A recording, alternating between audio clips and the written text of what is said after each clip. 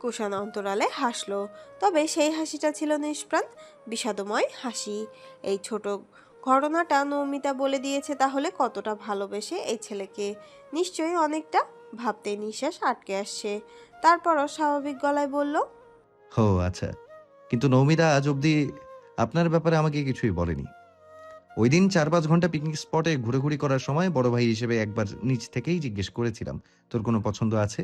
I mean তুই কাউকে ভালোবাসিস? নৌমিতা কিচ্ছু বলেনি। কিছু অজুহাত তুলে এড়িয়ে গেছে। সাফিন কিছুক্ষণ স্থির দৃষ্টিতে কুষাণের দিকে তাকিয়ে থাকে। তার আশ্চর্য দৃষ্টি স্পষ্ট হতেই তার অন্তর্দ্বন্দ্ব প্রকাশ করছে। সে জানতো না এমন কিছু, আর সেই জ্ঞানহীনতা তার মধ্যে সন্দেহের জন্ম দিচ্ছে। যেন আর কোনো কথা বলল না সাফিন, কুষাণও আর কিছু বলল না। এই মুহূর্তে তার মনের অবস্থা অত্যন্ত অস্থির। এতটুকু ড্রামা তাকে মানসিকভাবে ক্লান্ত করে তুলেছে। খুব তাড়াতাড়ি এই পরিবেশ থেকে মুক্তি চাচ্ছে সে, কারণ অভিনয় করা তার জন্য সম্ভব হচ্ছিল না। সন্ধ্যা 7টায় বিদায় হলো সাফিনরা। ওরা যেতেই ঘর ঝাড়ু দিচ্ছে নৌমিতা। রাহেলা বানুর বিছানার একপাশে শুয়ে আছে কুষাণ। এই মুহূর্তে দাদিকে সবচেয়ে বেশি আপন মনে হচ্ছে। মাহমুদা বেগম জলদি খেতে দিলেন হানিফ তরফদারকে। তাদের তাড়া দেখে নৌমিতা উৎসুক গলায় জিজ্ঞাসা করলো, কোথায় যাচ্ছ জেঠু? হ্যাঁ রে মা, অফিসের ছুটি শেষ, আবার গিয়ে নতুন করে ছুটি আনতে হবে তোর বিয়ের জন্য। কিঞ্চিত লজ্জা পেলেও তা বুঝতে দিল না নৌমিতা। বাচ্চা সুলভ আবদার কষলো, তাড়াতাড়ি আসবে, কিন্তু যাবে ছুটি নিয়ে আবার চলে আসবে।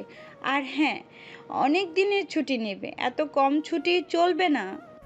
কোম্পানি কি আর এসব বুঝে মা? তুই যখন বলছিস তখন চেষ্টা তো করতেই হবে। আগে গিয়ে বুঝি পরিস্থিতি কি। আচ্ছা। রাত 9টা বাজে। নমিতা জানালার ধারে বসে দূরের আকাশে দেখছে। এরাও একটা কারণ আছে। কারণ কি কারণ? সেটা হচ্ছে তাদের আলাদা করে কথা বলার জন্য সময় দিয়েছিল দুই পরিবার, কিন্তু কথা হয়নি কারণ সাফিনের মধ্যে অনীহা ছিল। বলেছিল, সেই কথার সাথে সহমত পোষণ করলেন সাফিনের ভাবি আখি। আশেপাশেই ছিলেন হয়তো তার, ঢুকে পড়লেন তাদের মাঝে। যদিও সাফিন ভুল কিছু বলেনি, আর তার ভাবিটাও প্রচণ্ড মিশুক। এক দেখাতেই যেমন আপন করে নিয়েছে নৌমিতাকে। সেই মুহূর্তটা এভাবেই কেটে গেছে। কাইফা খুবই মনোযোগ দিয়ে পড়ছে। ছাদ থেকে কিছু আওয়াজ আসছে, হয়তো ছাদে মানুষ আছে। তাই মন খারাপের পাল্লা হালকা করতে ধীরে ধীরে চলে গেল ছাদে। ছাদের দুয়ারে পৌঁছাতেই শুনতে পেল কুষাণ গান গাইছে, হাতে সিগারেট। পাশে আদিব বসে আছে। গানটা নৌমিতাকে আরো আবেগাপ্লুত করে দিল।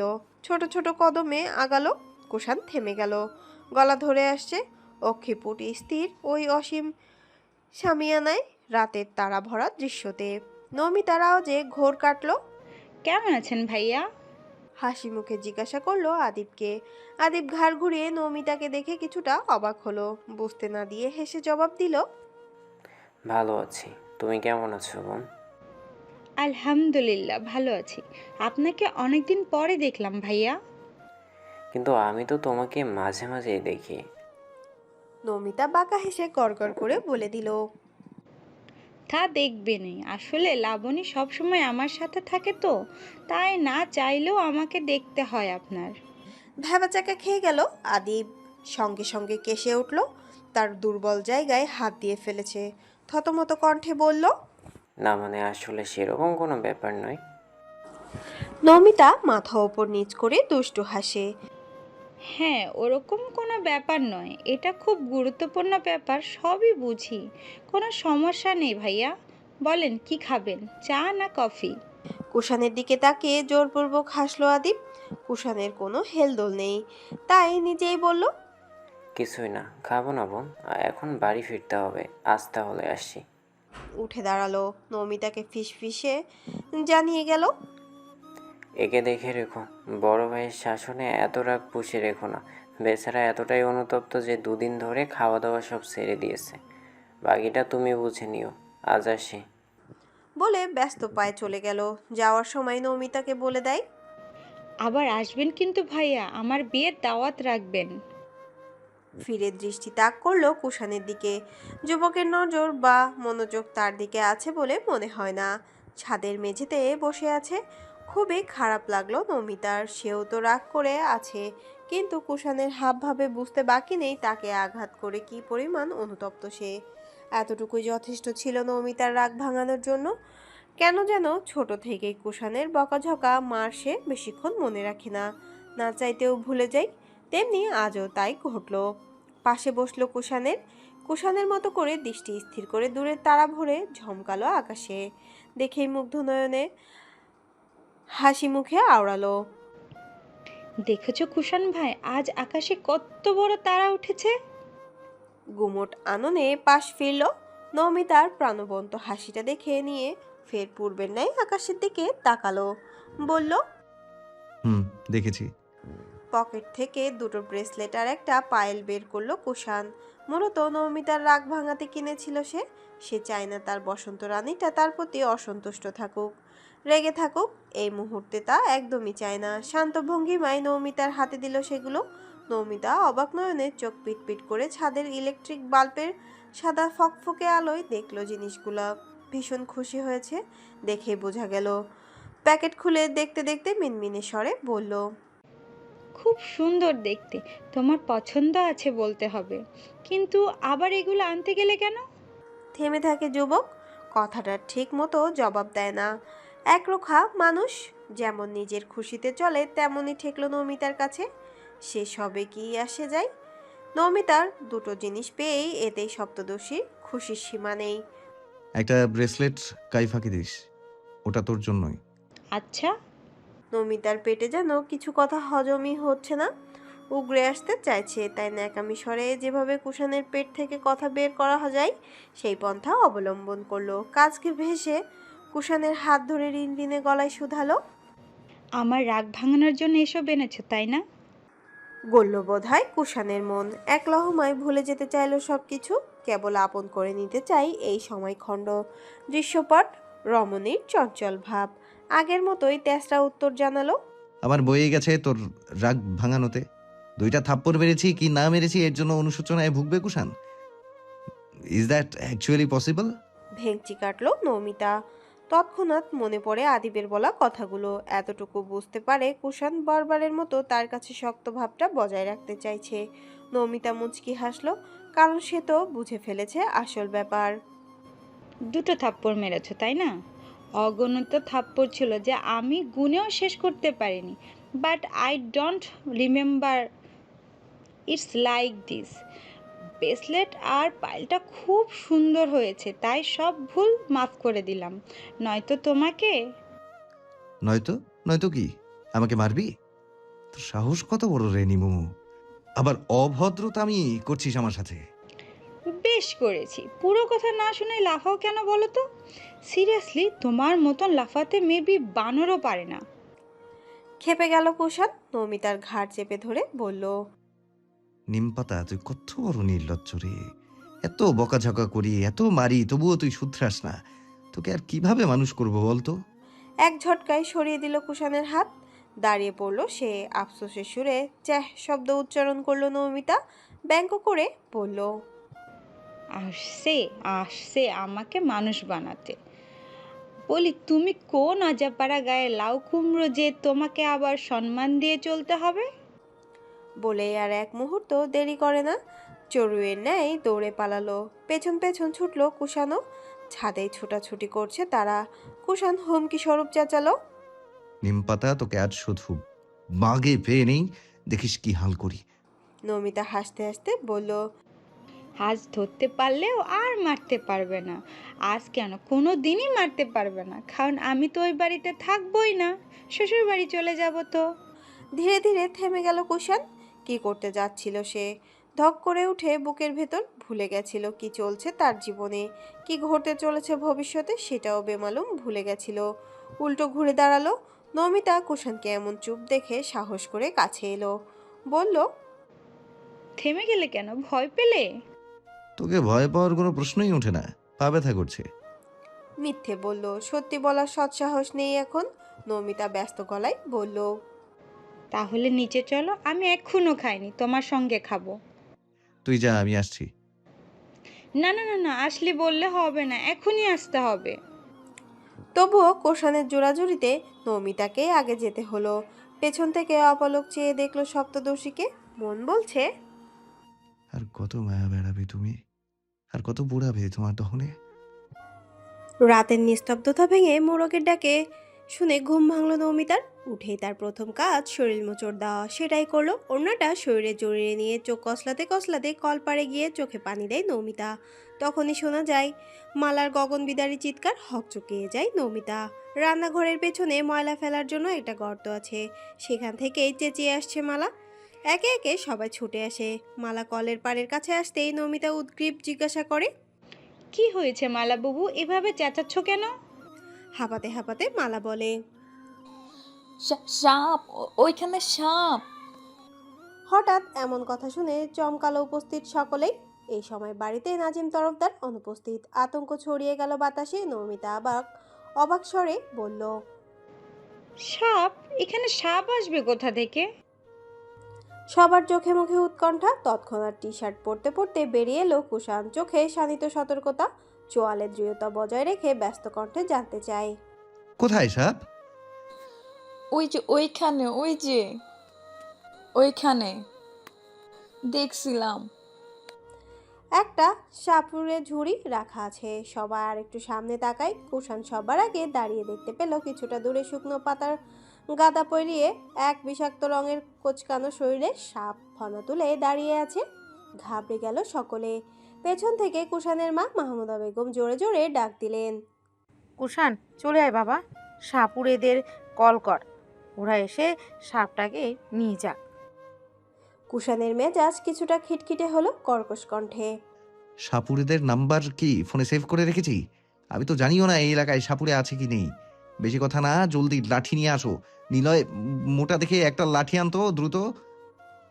নিলয়ের নমিতা চঞ্চল কদমে ছোটাছুটি করে 4টা লাঠি জোগাড় করলো। জলদি ঝটপট কুষাণের হাতে সেগুলো হস্তান্তর করে নিলয় দূরে চলে গেল। তার মায়ের পেছনে লুকিয়ে পড়ল সে।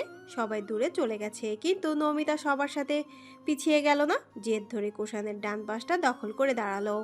সেও সাপ মারবে, হাতে একটা মোটা লাঠি। কুষাণ বারবার আঘাত করার চেষ্টা করছে সাপকে। মাঝে মাঝে দুই একটা বাড়ি লাগতেই তীব্র দাপটের সঙ্গে মুখিয়ে আসছে সাপটা। পিছিয়ে যাচ্ছে কুষাণ। নৌমিতার দুরন্তপনা একটু অন্য পাশে সরে কাছাকাছি গেল সাপের। নিমু, যাস না, একদম পাকনামি করবি না, পেছনে চলে যা বলছি, ওখানে নোংরা ময়লা আছে। ভীত গলায় বলল কুষাণ। নৌমিতা যেন কুষাণের কথাটা উড়িয়ে দিল। একবারই দিতেই সাপটা তার কাছাকাছি চলে আসে। নিমু, ভয়ে আতঙ্কে কলিজার পানি শুকিয়ে গেছে কুষাণের। নৌমিতা তাকে জড়িয়ে ধরে চোখ বন্ধ করে চিৎকার করছে। ভাগ্যক্রমে বাঁচিয়ে দিয়েছেন নাজিম তরফদার। তিনি মোটা লাঠি দিয়ে সর্বশক্তি দিয়ে আঘাত করেছেন, নয়তো নৌমিতাকে তার অতিরিক্ত পাকনামের জন্য আজ ছবল খেতে হতো। গ্রামের বাড়িতে কোদাল কুড়াল এসব সচরাচর থাকে, কৃষকের বাড়িতে এটা খুবই সাধারণ ব্যাপার। সেগুলোই দ্রুত বুদ্ধি করে এনে দিল নিলয়। ভয়ে সিক্ত অক্ষিপুট দুটো হঠাৎই খুব কাছের পুরুষটির অক্ষিপুটের সঙ্গে মিলিত হলো।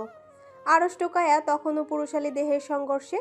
যখন পুরোপুরিভাবে উপলব্ধি করলো তারা কি অবস্থায় আছে, তৎক্ষণাৎ ছিটকে দূরত্ব বাড়ালো কুষাণ আর নৌমিতা। ভয়ঙ্কর সাপের থেকে বাঁচতে হিতাহিত জ্ঞানশূন্য হয়ে কোথায় নিরাপদ আশ্রয় নিয়েছিল তখন ভাবেনি নৌমিতা। পেছন থেকে বারবার ঝাঁঝালো স্বরে হাঁকাচ্ছেন নৌমিতার মা। শঙ্কিত চাহনি ফেলে পুরুষটিকে আরেকবার দেখে মাথা নত করে চলে গেল। পুরুষটি এখনো ঘোরের মধ্যে আছে। ওই সিক্ত অক্ষিপুটের অন্যরকম চাহনিটা ভেতরে ভেতরে তাণ্ডব চালিয়ে চলেছে, তছনছ করছে, সব দিচ্ছে। সেই ভাবনা, সেই তুরন্ত সমস্ত মাথায় রেখে নাজিম তরফদারের সাথে মিলে অনেক কষ্টের পর, অনেক হয়রানির পর সাপটাকে হত্যা করতে সক্ষম হলো। নাস্তার টেবিলে আজ গুমট পরিবেশ। কেবল পরোটা ছেঁড়ার শব্দ ছাড়া কোনো আওয়াজই নেই। অবশেষে নাজিম তরফদার মুখ খুলল। কারো কথা বলার সাহস হলো না। মালা থরথর করে কাঁপছে। নোংরা পরিকল্পনাটা ধরতেও পারল না কেউ। কুষাণ খানিক সময় মস্তিষ্ক খাটালো। হঠাৎ কিছু একটা মনে পড়ে যাওয়ায় টনক নড়ল তার। পুরোপুরি ভেঙে জিজ্ঞাসা করলো না, তবে আকারে ইঙ্গিতে নিশ্চিত হতে চাইল। কাকা বলছিলাম পূর্ব। নাজিম তরফদার কিছু সময় পর চোখের ইশারায় থামতে বললেন। তাদের চাচা ভাইপোর ইশারা ইঙ্গিতের আভাস পেয়ে সন্দেহ জাগলো বাড়ির কর্ত্রী দুজনের মনে। সাহস করে প্রশ্নটা করেই বসলেন শাহনাজ বেগম। তোমরা দুজন ইশারা ইঙ্গিতে কি বলছো? কি লুকাচ্ছ আমাদের থেকে? কিছুই না কাকিমা, তেমন কিছু হলে তো কাকা তোমাদের বলতোই। কুষাণ নাজিম তরফদারকে ইশারা করলো কিছু বলতে। তিনি গম্ভীর মুখে বললেন। ওনার এমন গাম্ভীর্যপূর্ণ স্বর শুনে দুই কর্ত্রী আর কিছু বলার সাহস পেল না। নমিতা, কাইফা আর নিলয় চুপচাপ খাচ্ছে। নমিতা মাছের কাঁটা বেছে দিচ্ছে নিলয়কে, অথচ সে নিজেই কাঁটা বেছে খেতে পারে না। চায়ের দোকানে নির্বিকার বসে আছে কুষাণ, পরনে তার চকলেট কালারের শার্ট। আবিদের হাতে চায়ের কাপ। বেশ অনেকক্ষণ হলো ওরা একসাথে। সঙ্গে একজন যুক্ত হয়েছে যার নাম লিটন। এলাকার মানুষ তাকে লিটন না বলে চেনে। আবিদ বলল, আরে মামা আইসে দেখি। আই বস। চাচা আরেক কাপ চা দাও তো। লিটন একটু জোকার টাইপ। সে একজন মজার মানুষ। দেখতে মোটাসোটা কালো হলেও মনটা তার অনেক ভালো। লিটন হাসি মুখে আবিদকে ইশারা দিল। এটা কে? আবিদ বলল, আরে একে চিনিস না? এ হচ্ছে আমাদের কুষাণ, আমাদের বিলাতি বন্ধু। অপ্রত্যাশিত কিছু পেয়ে যেমন খুশি হওয়া যায়, মানুষটি তেমনই খুশি হলো লিটন। কুষাণের গায়ে হালকা চাপড় দিয়ে বলল, আরে বন্ধু, আগে কবি না কুশিনে দেখা যায় হ্যান্ডসাম হইয়া গেছে, সুন্দর তো আগে থেকে। তোর মনে আছে তোর আর আমার মুসলমানে একসাথে হয়েছিল, দুইজনে সারা রাত কেমনি না চিকুর পারছিলাম। মনে আছে তখন ওই খানকার লোকটারা তোর জিজ্ঞেস করছিল সুন্দর বিয়ে করবি না কালা, তখন তুই কইছিলি সুন্দর বিয়ে করবি। তা কবে বিয়ে করলি? তোর সুন্দর বউটারে তো দেখাইলি না। শুদ্ধ অশুদ্ধর মিশ্রণে কথা বলে লিটন। কুষাণ লিটনের দিকে ভাষাহীন দৃষ্টিতে তাকালো। এমনিতেই বিরহ যন্ত্রণায় পড়ছে, তার ওপর তার এত সুন্দর নামটাকে বলে কিনা কুষাইন না। আবার বাল্যকালের কি সব অদ্ভুত কাহিনী স্মৃতিচরণ করছে। মেজাজ কি তখন ঠিক থাকে? কিন্তু এত কিছুর পরও ঠিক রাখতে হচ্ছে। ভাগ্য তার সাথে এক ভয়ঙ্কর খেলা খেলছে। চাইলেও কিছু বলতে পারছে না, সইতেও পারছে না। কুষাণের এমন রিয়াকশন দেখে আবিদ ঠোঁট টিপে হাসছে। অতঃপর কুষাণের হয়ে সেই বলল, আরে মামা থাম থাম, এমনিতেই বেটা মরছে বিরহ যন্ত্রণায়, আর তুই আসছিস বেটার ল্যাংটা কালের কাহিনী নিয়ে। লিটন বলল। কেন, কি হয়েছে? কুষাণ গম্ভীর স্বরে বলল, তুই আবিদের থেকে শুনে নিস, আমি এবার যাই। ফোন টিপতে টিপতে বেরিয়ে গেল দোকান থেকে। জোর করলেও আর থাকে না সেখানে। তার সিগারেট খাওয়ার অভ্যাস নেই, কিন্তু ওই দিন খেয়েছিল কষ্ট ভুলতে। আবার আজ এক প্যাকেট কিনে পকেটে ভরে নিল। বাড়িতে ঢুকে যখন বারান্দা দিয়ে হাঁটছিল কুষাণ, তখন পুরুষ্ট চোখ দুটো সতর্ক ছিল একজন মানুষকে দূর থেকে অবলোকন করতে। কিন্তু এমন কিছু হবে ভাবিনি। নমিতা কারোর সাথে ফোনে কথা বলছে আর হাসছে। হাসতে হাসতে কথা অবধি বলতে পারছে না। কথার সুর শুনে বুঝতে বাকি রইল না কার সাথে কথা বলছে। চোখ থেকে টপ করে এক দুই ফোঁটা অশ্রু গালে পড়তেই তার সন্তর্পণে সবার আড়ালে মুছে নিল। চুপচাপ তার রুমে ঢুকে পড়ল, যেখানে আগে থেকেই কাইফা বসে আছে। কুষাণকে দেখেই সে বলল, ভাইয়া, এতক্ষণে আসার সময় হলো তোমার? দুপুরের খাবার কি খাবে? তুমি গ্রামে এসে আড্ডা অনিয়ম করছো। বাব্বা, কাইফু, তুইও দেখি আমাকে মেজাজ দেখিয়ে কথা বলতে শিখে গেছিস। বুঝেছি, শাসনের অভাবে দিন দিন বেয়ারা হচ্ছিস। মোটেও না, তুমি দোষ করেছো তাই শাসন করছি। এখানেই থাকবা, এক্ষুনি আসছি। কুষাণ সিগারেটের প্যাকেটটা লুকিয়ে ফেলে গায়ে এলিয়ে বিছানায় শুয়ে পড়ে। কিছুক্ষণ পর কাইফা এসে হাতে খাবারের প্লেট নিয়ে। মাহমুদা বেগম গেছেন আফসানাদের বাড়িতে। কাইফা টেবিলে খাবার রেখে আদুরে কণ্ঠে বলল, উঠে পড়ো ভাইয়া, পুরোটা খাবার শেষ করবা। শুনেও শুনল না কুষাণ। কাইফা ফের ডাকলো, তবুও জবাব পেল না। শেষমেশ শরীর ঝাঁকানি দিয়ে বলে উঠল, ভাইয়া, তুমি কি উঠবা? এখন খাবো না। খাবে না মানে? খেতেই হবে। উঠো, আমি খাইয়ে দিচ্ছি। কাইফা কি আর বুঝবে তার ভাইয়া এখন কেমন সময় কাটাচ্ছে। একাকার সময় ভালোবাসার পরও সেই মানুষটাকে অন্য কারো পাশে দেখার অনুভূতি পৃথিবীর অন্য সব খারাপ অনুভূতিকে নির্দ্বিধায় হার মানায়। কাইফার জোড়াজুড়িতে উঠতে বাধ্য হলো কুষাণ। বোন তো বনি, তবু উঠিয়ে বসাতে পারল না, আছোয়া হয়ে রইল। কাইফা আলতো হাতে খাইয়ে দিচ্ছে। রাহেলা বানুকে পান বানিয়ে দিয়ে সে ড্রয়িং রুমে টিভি দেখতে বসেছে নমিতা। সময় এখন রাত 9টা। কেমন যেন বোরিং লাগছে তার। আবার হুটহাট হাসি পাচ্ছে, লজ্জাও পাচ্ছে। কেন তা জানে না সে। তার মাকে ডেকে বলল, মা, ও মা, কিছু খেতে ইচ্ছে করছে, বানিয়ে দাও। কি খাবি? ভাজা পোড়া কিছু বানিয়ে দাও। পারবো না, নিজে বানিয়ে খা। সারাদিন কোনো কাজ তো করিসই না, শুধু বসে বসে অর্ডার করিস। আমি তো আছি বিনা বেতনে কাজের বুয়া। তখনই নিলয় হাতে করে একটা খাতা আর বই নিয়ে এলো, বলল, আপু হোমওয়ার্কগুলো করে দাও। শাহনাজ বেগমের কথা শুনে অপমানে চটে গেছে নমিতা। রাগে রাগে নিলয়কে বলল, পারবো না, নিজেরটা নিজে কর। নমিতাদের কথা শুনছিল কুষাণ। হঠাৎ কি যেন মনে করে পকেটে 2 হাত গুজে দরজার সামনে দাঁড়িয়ে খোঁচা দিয়ে বলে উঠল, কাকিমা, তুমি কাকে কি বলছো? এ করবে রান্না? আদৌ মুখে তোলা যাবে তো? শাহনাজ বেগম তপ্ত নিঃশ্বাস ত্যাগ করলেন। কাপড় চোপড় ভাঁজ করতে করতে পাশের রুম থেকে জবাব দিল, কি আর বলবো বাবা, দোষ তো আমাদেরই। ছোট্ট মেয়ে বলে কোনো কাজে হাত লাগাতে দেইনি। এখন দুশ্চিন্তায় রাতে ঘুম ধরে না। শ্বশুরবাড়িতে গিয়ে কি করবে আল্লাহই জানেন। কুষাণ মুখে কৃত্রিম হাসি ঝুলিয়ে স্বভাব সুলভ বলল, ঠিক বলেছো কাকিমা, একটা আকাইম্মা হুড্ডুম বানিয়েছো। ব্যাস আর কি লাগে? নমিতা রেগে মেগে অ্যাটাম বোম। কাঁদবে না হাসবে বুঝতে পারছে না। পারদে পারদে রাগের মাত্রা ছড়িয়ে পড়েছে। কোমরে হাত গুজে আঙুল তাক করে বলল, তোমরা আমাকে রান্নার জন্য খোটা দিচ্ছ? আমি কিন্তু কেকা আপুর ফ্যান। একটু ওয়েট করো, রান্না কাকে বলে এক্ষুনি দেখিয়ে দিব। ক্যাকা আপার নাম শুনে বিষম খেল কুষাণ। নমিতা মুখে এই কথা শুনে মুহূর্তেই কাশতে আরম্ভ করলো সে। তাকে নমিতার কি আসে যায়? সে চুল লাড়া দিয়ে একটা ভাব নিয়ে কুষাণের পাশ ঘেঁষে চলে গেল রান্নাঘরে। কাশি থামার পর কুষাণ আওড়ালো, ওই নিমু, না প্লিজ। কিন্তু নমিতার কান অব্দি এই কথা পৌঁছেছে কিনা সন্দেহ। তবে খারাপ কিছু বানায়নি। ফোন দেখে দেখে সিঙ্গারা বানিয়েছে, যদিও কিছুটা পুড়ে পুড়ে গেছে, তবে সেটাও কুষাণ অমৃত ভেবে খেয়ে নিয়েছে, কারণ এই সুযোগটাও হয়তো কোনোদিন পাবে না ভেবেই হাসলো কুষাণ। নমিতা যখন কুষাণের মুখ থেকে রান্নার প্রশংসা শোনার জন্য দাঁড়িয়ে আছে, তখনই তার ফোনের টুংটাং শব্দ হলো। ফোনের স্ক্রিনে জলজল করে ভেসে উঠছে একটি খুদে বার্তা, যেখানে লেখা আছে, ফজরের আজানের সুর দিক বিদিক থেকে প্রতিধ্বনিত হচ্ছে। বাড়ির অন্যান্য সদস্যরা এখনো গভীর নিদ্রায় আচ্ছন্ন। নিঝুম নিশীতের নিস্তব্ধতা চিরে ছিটকিনি খুলে ঘর থেকে বের হলো কুষাণ। পরনে তার কালো বর্ণের পোশাক, চুলগুলো ব্রাক ব্রাশ করে পরিপাটি। কাক ডাকা ভোরে কোথায় যাওয়ার প্রস্তুতি নিয়েছে সে। এই বিষয়ে কারোর সাথে বিন্দুমাত্র আলোচনা করেনি। বাম হাতটা কিঞ্চিত ওপরে তুলে এক ঝলক দৃষ্টিপাত করে সময়ের হিসাবটা মিলিয়ে দেয়। অবয়বে বেরিয়ে পড়লো অজানা গন্তব্যে। সঙ্গে নিয়ে প্রিয় বাইকটা। সারা রাত ফোন নিয়ে ঘাটাঘাটি করেছে।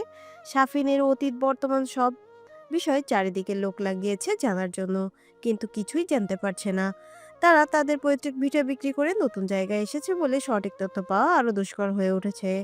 তার হাবভাবে স্পষ্টত বোঝা গেল আজ কিছু একটা ঘটতে চলেছে। সবাই ওঠার পর কুষাণের ছায়াটুকুও দেখতে পেল না।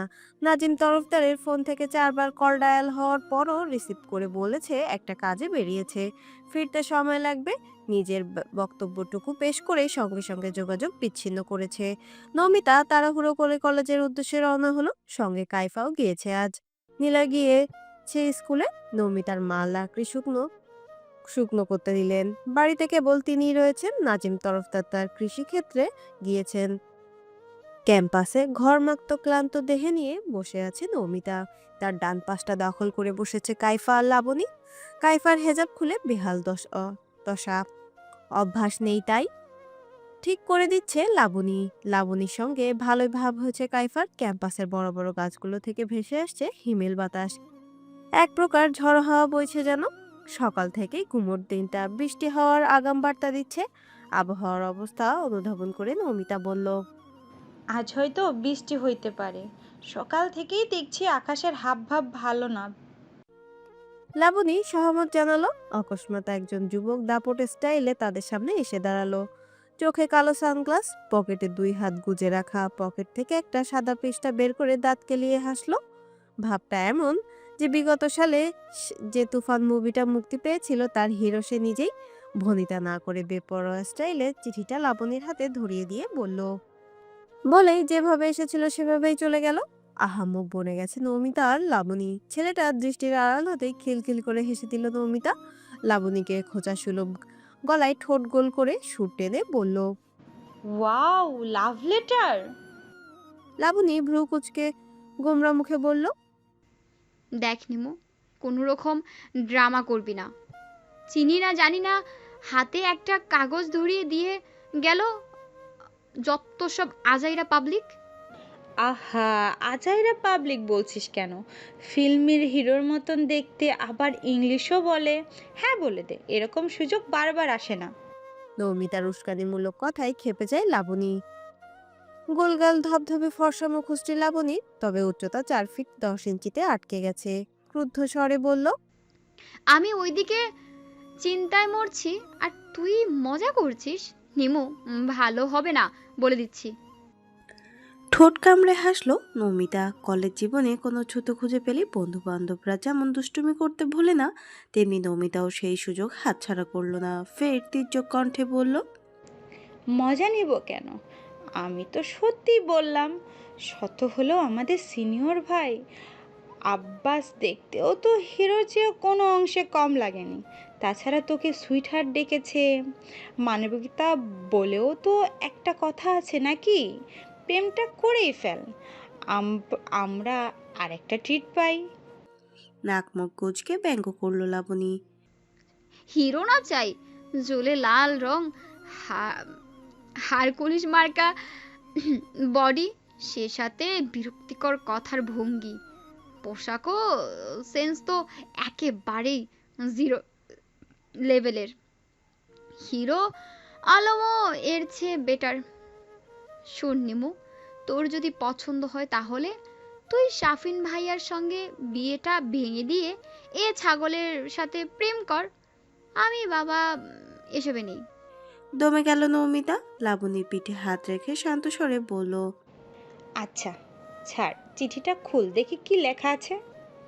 লাবণী খুললে চিঠিটা। হাতের লেখাটা খুব করুণ অবস্থা। কি লিখেছে ভালো করে বোঝাও যাচ্ছে না। নৌমিতা এই চিঠি নিয়ে মিনিট 10 হাসাহাসি করলো। লাবণী রেগে মেগে অ্যাটম বোম হয়ে চিঠিটার ইস্তফা দিল। এখন শুধু টুকরো টুকরো অংশগুলো ঘাসের ওপর পড়ে আছে। টিফিন টাইমে কাইফাকে বাড়িতে পাঠিয়ে দিয়েছে নৌমিতা। ছুটি অবধি থেকে কি করবে, এমনিতেই দিনের অবস্থা ভালো না। এসব ভেবে রিকশায় তুলে দিয়েছে। ছুটি হয়েছে 4টে নাগাদ। আকাশ এখন সাদা কালো রঙে সেজেছে, মাঝে মাঝে তর্জন গর্জন করছে। হঠাৎ বৃষ্টিতে গা ভেজাতে চায় না কেউ। প্রকৃতির এই রূপ থেকে বাঁচতে সবাই দ্রুত যানবাহনে চড়ে বসে। নৌমিতাও তার ব্যতিক্রম নয়। কিন্তু বিপত্তি বাঁধল মাঝ রাস্তায়। ঝরঝর করে বৃষ্টি পড়তে শুরু করে দিয়েছে। হুড়মুড়িয়ে নামছে বৃষ্টির কণাগুলো। বৃষ্টির দাওয়াত অটোতে ভিজে যায় অনেকে।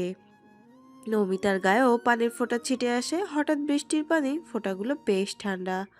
মোহাবিষ্ট দৃষ্টিতে তাকিয়ে আছে রাস্তার পাশে দণ্ডায়মান সূত্র গাছগুলোর দিকে। পূর্বের তুলনায় চকচক করছে সবুজ পাতার। ইচ্ছে জাগলো সপ্তদশীর মনে, সেও ভিজবে। বহুদিন বৃষ্টিবিলাস হয় না তার। মায়ের বকুনির ভয়ে এত বড় সুযোগ হাতছাড়া করা যাবে না। হোক না একটু অবাধ্য। অবশ্য সে বকা খেয়েও বহুবার বৃষ্টিতে ভিজেছে। এসব তার কাছে কোনো বিষয় না। আজও সে ভিজবে। কারো কথা শুনবেও না, ভাববেও না। মুক্ত পাখির মতো মন খুশি ভিজবে। চোখ বুজে বড় দমে শ্বাস নিয়ে ত্রস্ত স্বরে বলল, ড্রাইভার চাচা, এখনই গাড়ি থামাও। কিচ্ছু হবে না, আপনি একটু গাড়িটা সাইড করুন। থামলো গাড়ি। লাবণীর মাথায় ঢুকলো না মাঝপথে গাড়ি থামানোর কারণ। সাগ্র হয়ে প্রশ্ন ছুড়ল। মুচকি মুচকি হাসি নৌমিতার ঠোঁট জোরে দোল খাচ্ছে। বুদ্ধি করে ব্যাগটা লাবণীর কোলে রেখেই নেমে পড়লো। ভিজতে ভিজতে বলল, চাচা চলে যান আপনারা। লাবণী, ব্যাগটা তোর কাছে রেখে দিস, লিওনকে পাঠাবো তোদের বাড়ি। উজবুক বনে গেল লাবণী। বদ মতলবটা বুঝতে পেরে চেঁচালো খুব করে, চলে আয় নিমু, ঠান্ডা লাগছে, লেগে যাবে। বৃষ্টিতে ভেজার কোনো প্রয়োজন নেই। গাড়িতে ওঠ, উঠে পড় বোন। কিন্তু লাবণীর কথা শোনার জন্য নৌমিতা দাঁড়ালো না। সে নিজের মতো বৃষ্টিতে হাঁটছে। নিজের জেদে অটল রইল আজ। অটো চলে গেছে। ভারী বৃষ্টিতে রাস্তায় তেমন লোকজনও নেই। এই রাস্তায় গাড়ি চলাচলও কম। সিনেমায় যেমন বৃষ্টিতে নৃত্য করে নায়িকারা, তেমন শখ উদয়ও ওর মনে। কিন্তু কেউ যদি দেখে ফেলে তাহলে মান ইজ্জত জলাঞ্জলি দিতে হবে। সেই ভেবে আর নাচলো না। তবুও কি হাত পা বেঁধে রাখা যায়? ভারী বর্ষণে ভিজে জুবুথুবু অবস্থা নৌমিতার। কাপড় চোপড় ভিজে লেপ্টে আছে শরীরে। নাক বেয়ে পানি পড়ছে। গোলাপে অধর জোড়ায়। রাস্তার পাশে দোকানে আশ্রয় নিয়েছিল কুষাণ। বাইক বৃষ্টির ভেতরেই দাঁড় করানোর রাস্তায়। লোকদেরই জায়গা হচ্ছে না, সেখানে বাইক রাখবে কোথায়? অমনি চোখে পড়ল নৌমিতার দিকে। নৌমিতা তখনও বৃষ্টিবিলাসে মগ্ন। কুষাণ থমকে রইল কিছু সময়। স্বপ্ন দেখছে না তো? এটা কি তার বসন্ত রানী? ঘোর কাটলো, বুঝলো এটাই তার সপ্তদোষী। এটা বাস্তব চিত্র মনে হতেই ভ্রু কুচকে তাকায়। 1 সেকেন্ডও দেরি না করে নৌমিতার দিকে এগোলো। বৃষ্টিতে সব ভিজে একসার, কাপড় চোপড় ভিজে যাওয়ায় এবার ইতস্তত বোধ করতে করতে বুক হাত বেঁধে হাঁটছে নৌমিতা। ঝড়ো হওয়ায় কাঁপুনি দিচ্ছে হঠাৎ হঠাৎ। কি যেন একটা ভেবে রাস্তার পাশে অনেকটা নিচে যে ক্ষেত খোলা, যেখানে নেমে পড়লো। মূলত কুষাণের হাতে কেলানি খাওয়ার থেকে বাঁচতে তার এই পথ বেছে নেওয়া। হাতের ডান দিকে কয়েকটা ক্ষেত পড়লেই বয়ে গেছে বিশাল নদী। কুষাণ ডাকতে ডাকতে নৌমিতার পিছু হাঁটছে। বৃষ্টির শব্দে তা নৌমিতার কান অব্দি পৌঁছায়নি। ধান ক্ষেতের মাঝে সরু কাদা ভেজা পথ দিয়ে হাঁটার সময় কি যেন মনে করে ঘাড় ঘোরালো নৌমিতা। দেখে কুষাণও আসছে এই পথ দিয়ে। ভয়ে দৌড় দেয় এই পিছলে সরু রাস্তা দিয়ে। এই নিমু, দাঁড়া বলছি।